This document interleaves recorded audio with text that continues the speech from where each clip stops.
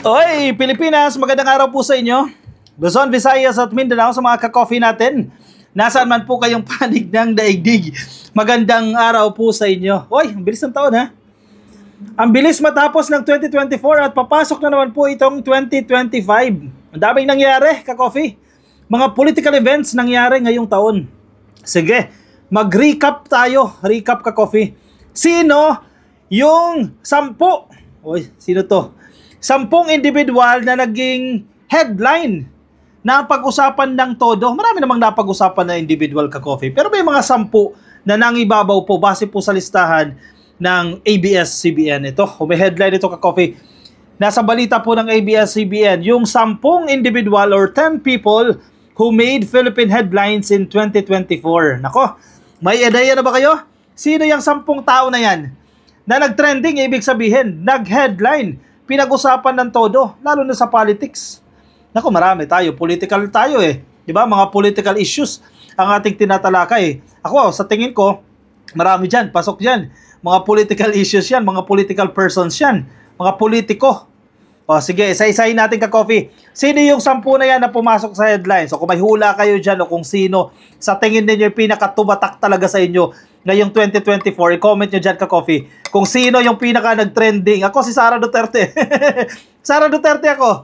Kasi sobrang controversial ni Sara Duterte ngayong 2024. Napakaraming problema, napakaraming sigalot, di ba? Napakaraming pang-iinsulto na ibinigay sa Kongreso, ibinigay sa administrasyon kay PBBM. Sara Duterte ako, pinaka-controversial na tao sa Pilipinas ngayong 2024. Tingnan natin kung nandito siya sa listahan ng ABS-CBN. Number 1.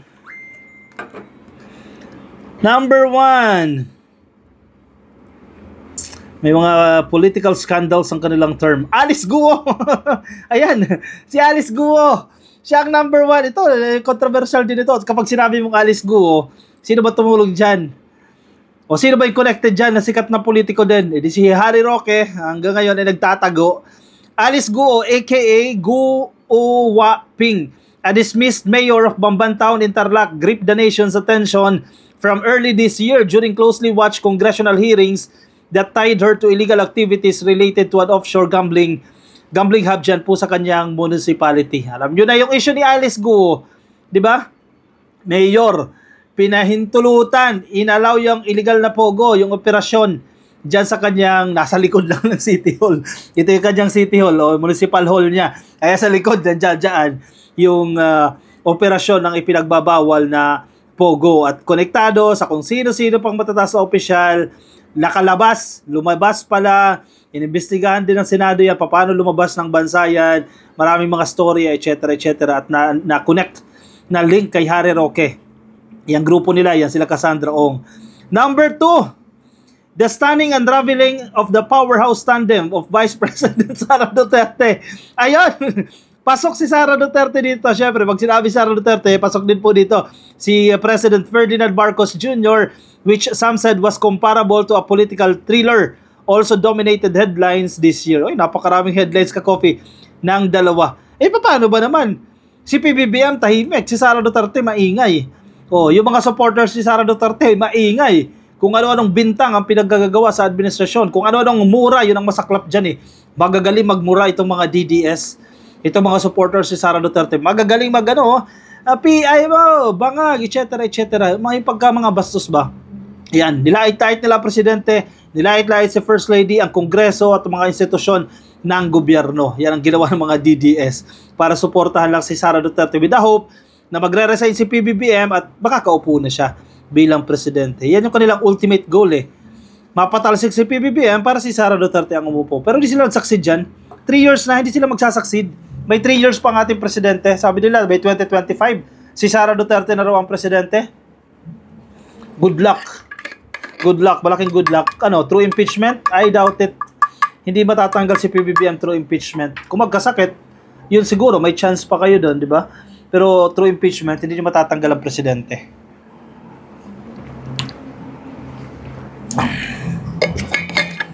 Their falling out landed Duterte in congressional hearings where she made controversial moves and remarks that kept cameras rolling. Ayan, trending talaga. Kaliwat kanan si Sara Duterte.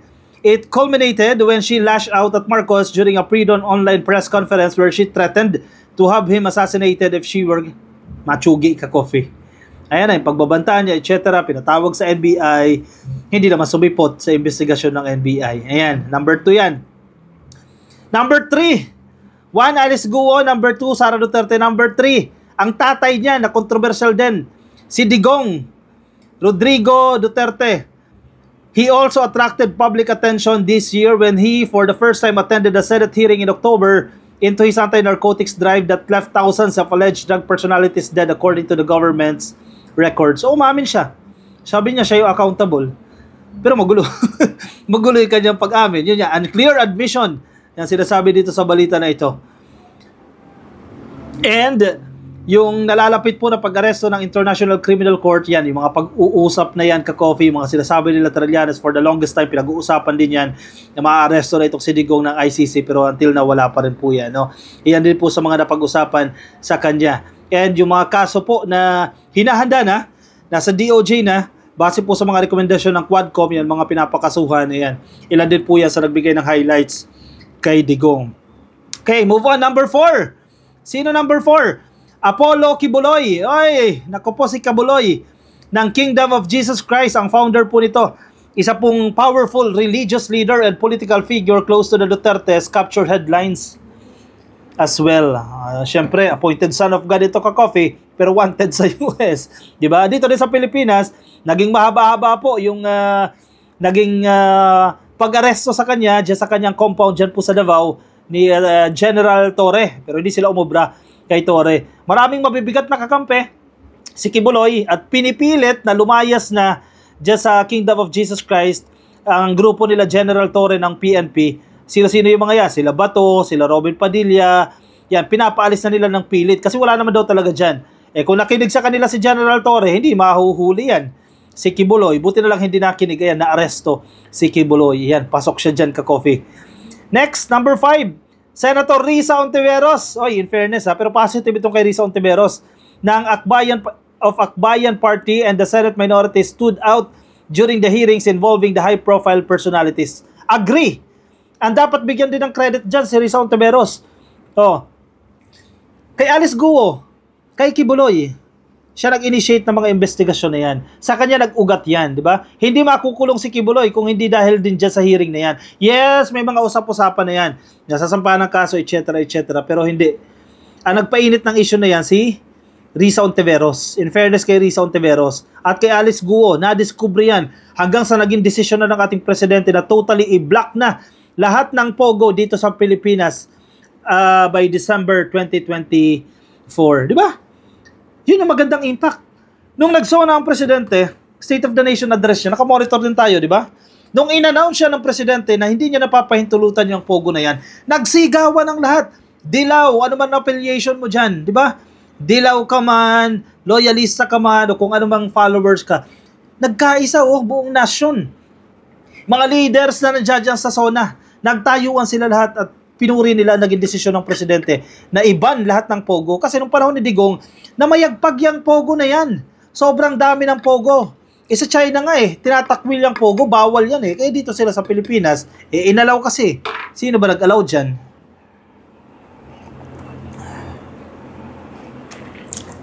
Buti na lang, pinagbawal na yan. And syempre, again, nag-ugat yan sa investigasyon ng Senado. Of course, led by Risa Ontiveros. Number 6. Ito, controversial din to. Hindi siya political person, no? Si Carlos Yulo. Yan, si Carlos Yulo noong August, matapos mo itong manalo ng 2 gold medal sa Olympics. Siyempre, deserve niya naman yan. Pero siyempre, yung kwento ng kanyang pamilya, yung sigalot niya, yung relasyon niya sa kanyang pamilya, etc. At sa kanyang girlfriend at ang relasyon nito sa magulang, sa nanay, etc. Naging controversial po yan si Carlos Yulo.